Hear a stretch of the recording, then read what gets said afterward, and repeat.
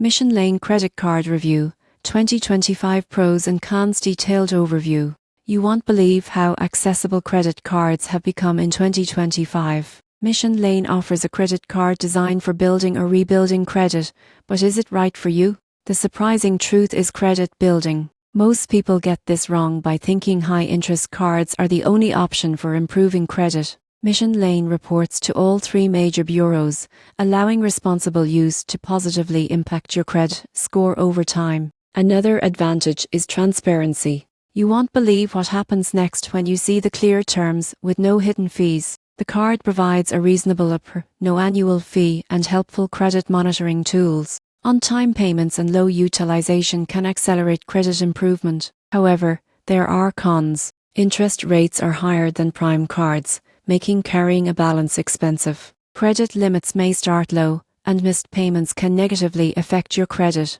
Additionally, benefits like travel rewards or purchase protections are limited compared to traditional cards. In conclusion, Mission Lane Credit Card in 2025 is a solid choice for individuals looking to establish or rebuild credit responsibly. While interest rates and limited perks are considerations, its transparency, reporting, and supportive tools make it an effective credit building solution.